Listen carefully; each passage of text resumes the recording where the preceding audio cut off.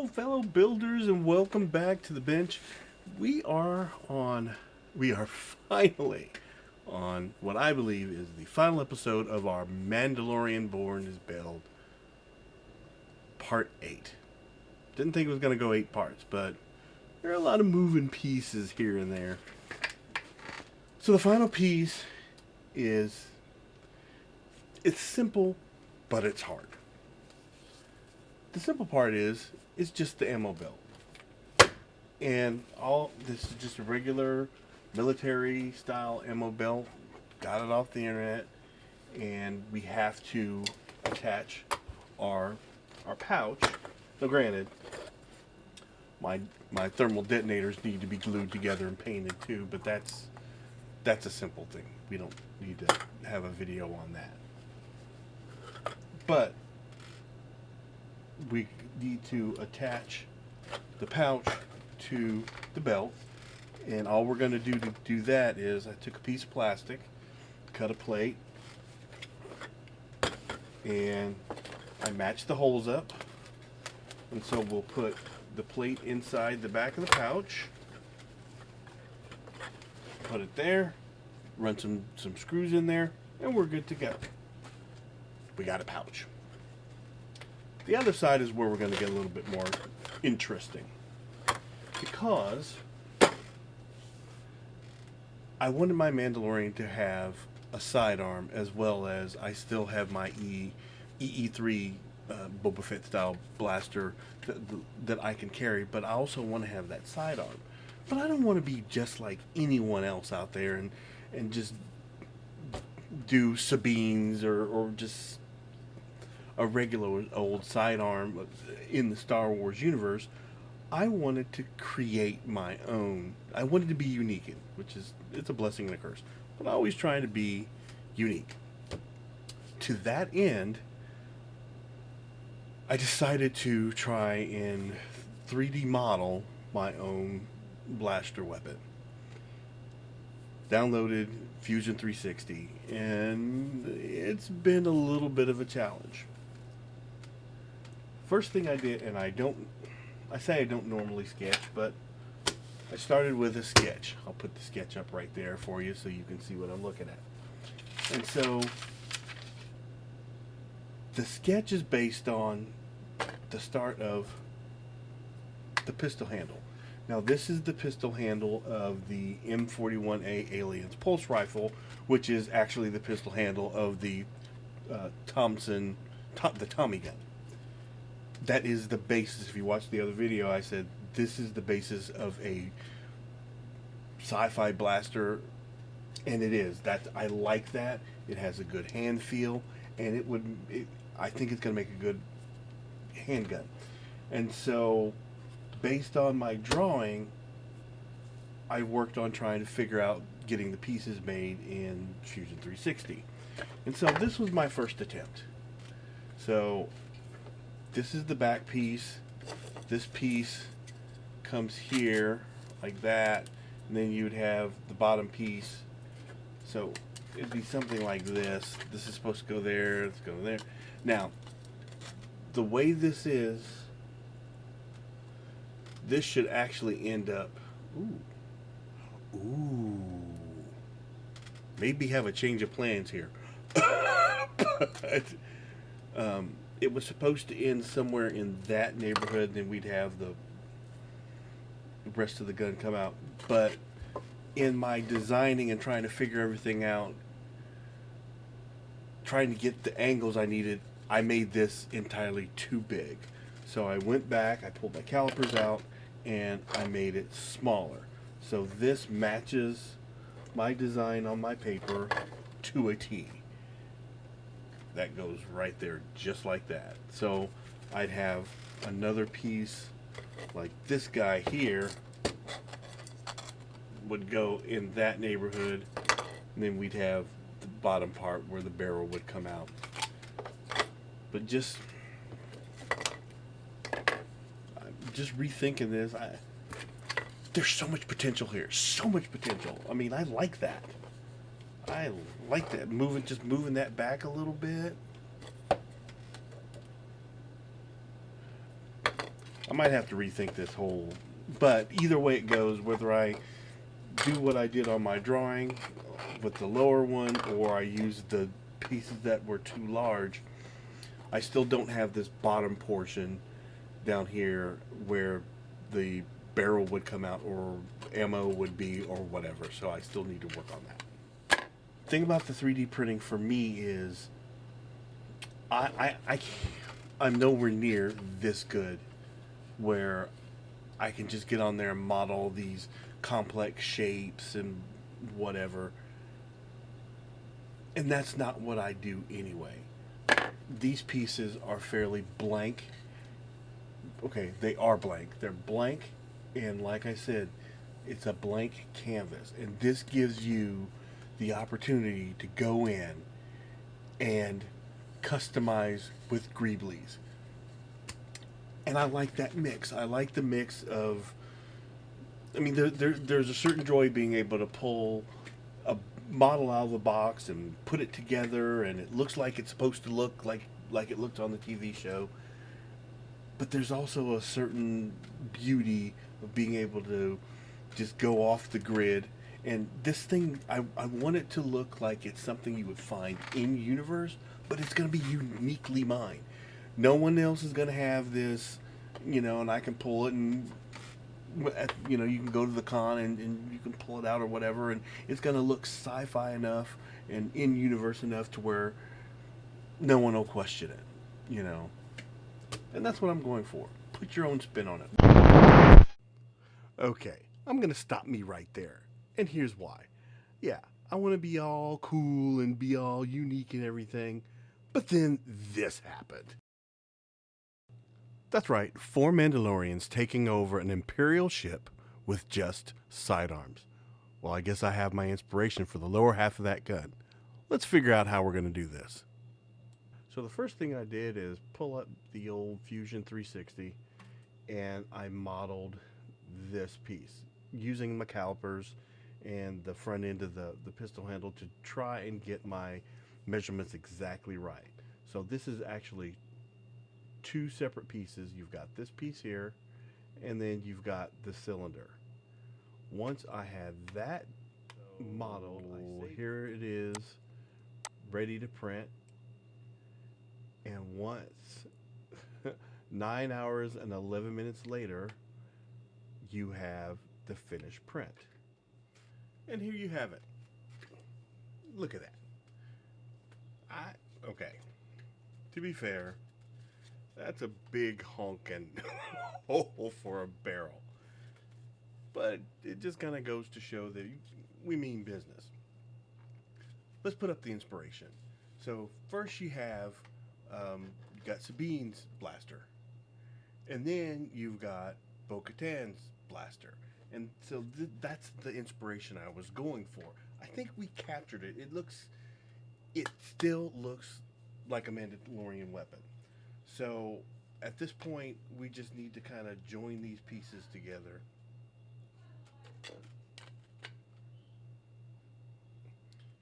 And that's basically what it's going to look like at the end of the day. So let's get there. Incidentally, got these calipers at digital calipers. I need to learn how to read the analog, the one with the thing on. But for me, it's just easy to just have the digital ones. And this tool right here, and it was only like $15 at Menards. This made all the difference in the world because I could measure my different pieces to make sure that this wasn't too wide. I didn't have it when I did this one, and because of other things, it got too big. But it was a happy accident, so I would suggest having these around can't be a bad thing for a modeler. And it came with a nice little case to keep them safe. I'm gonna put it right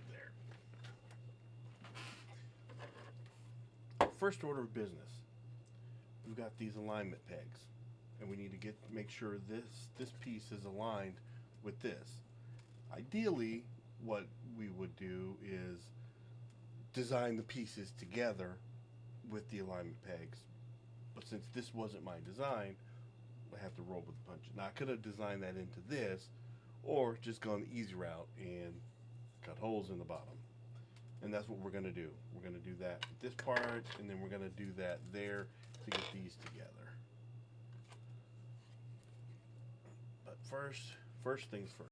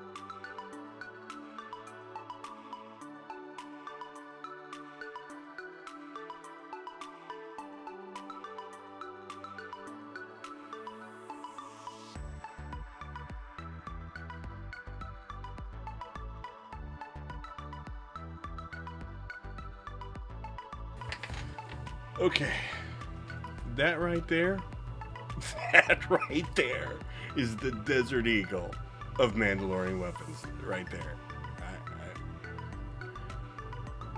That is a thing of beauty.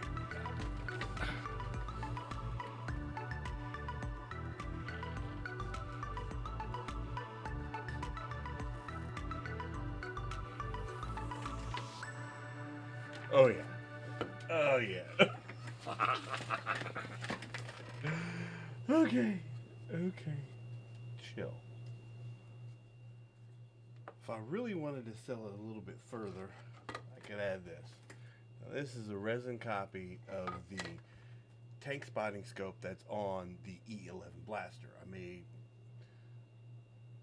I've got a real one. I actually won an auction and I have a metal one. But I thought I'd save some for, future projects. And the nice thing about this one is you could cut this down to that short, or you could just cut that off and make it look a little bit different, extend it, whatever. If I wanted to, I could totally add that. That might be a little bit of overkill, but it does look good. I might have to make another one of these. I might have to mass produce these. I'm very happy with this. Oh, okay. Anyway, but now we have to make a holster. We have to figure the holster part out. Well, as you can see there, I'm working away trying to make a pattern, and basically the pattern is much like with the Battlestar Galactica blaster. I make a paper pattern, and then when I'm done with that, I transfer it to a piece of plastic. Oh yeah, cut it out. But we ran into a problem. This style won't work with my Mandalorian. Let me show you what's going on.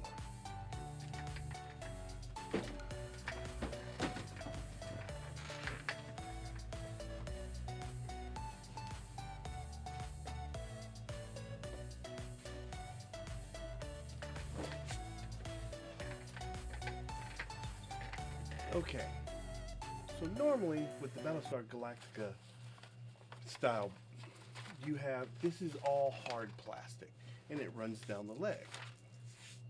Well, the problem is we got this guy. So to solve that problem, we're going to go a different route. We are going to went to the store and found some Kydex. Kydex is a thermoplastic, and it's basically used to make gun holsters. The thing about this stuff is you can stick it in the oven and you can form fit it to your weapon. So my plan is to figure out to cut this down to where I can attach it right there, just like that.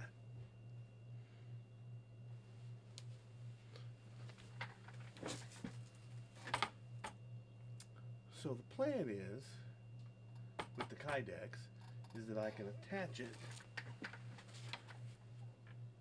just like that. Which is fairly simple. I mean, we just have to get the Kydex formed to the shape of the gun and then just bolt it to that. I say easy peasy, but we know it's not going to be that easy. So let's figure this out. Well, guys, looks like I botched it.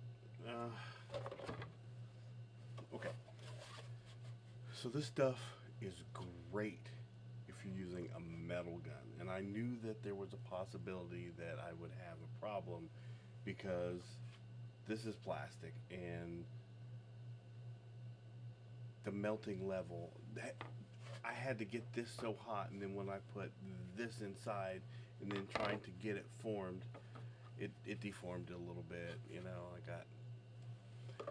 And it still looks good, but the plastic, the layers are starting to separate, so I'm gonna have to reprint this. I know how to fix it. So if I were doing a mass production of this would have been just my form. Then I would have taken this, cast this in. I would have made a silicone mold of this. Then I would have made a plaster mold or resin mold from that, and then use that as a buck to form the deal, the holster. That just seems like the waste of a lot of material just for a one-off. So we're gonna start over. Yeah. I mean, it is what it is. We're it's a learning process, and we gotta learn from our mistakes. My other option, I thought about doing the holster. The other thing is, it does work kind of, but it just, without the weight of a real gun, you can't. With the metal gun, you can get it all in there, and you can get it to click in, and blah blah blah blah, and it's hard. It's plastic. You can't do that with plastic. Well, you probably could. I'm gonna have to think about this, figure out what to do. But in the meantime, we'll back up and regroup. I hate to leave you on a failed experiment, but that's where we are. That may be where we are, but that's not where we're gonna stay. I can't do it, guys. I just cannot walk away from this project uncompleted like this. So I gave it a couple of days, and this is what I came up with. The answer was so obvious. The gun was modeled in Fusion 360, so model the holster in Fusion 360. And this is what we came up with. And here we have it. Easy peasy, right? Well, not so much. Doesn't fit. It was a little bit too tight with my tolerances. So I reprinted it.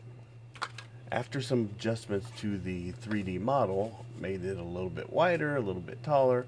I did get it to slide over this part, but it still wasn't tall enough to get over this part. In an effort to not print it yet again, even though I did go back in and adjust the model to where the new one should slide all the way up, To fix this one, I took a section out to allow this to slide all the way up. Then I put a couple of risers on here to make it a little bit taller, and glue with this locked in there like that. I glued it down, locking this top part to where it won't spread out. A little bit of paint, and the end result we have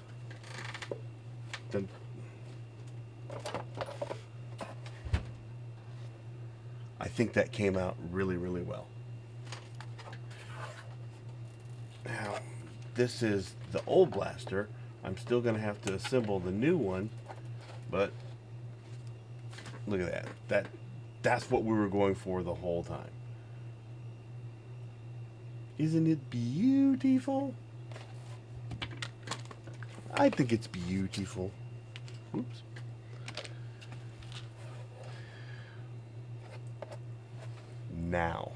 Now we can start the end music, because we have come to the end. I'm gonna go on ahead and get the blaster all painted and looking all pretty, so that we can finish this up and do a proper reveal of my Mandalorian. So, in the meantime, have fun, be safe, and go build something. And even if it stumps you, go back and finish it until it's complete.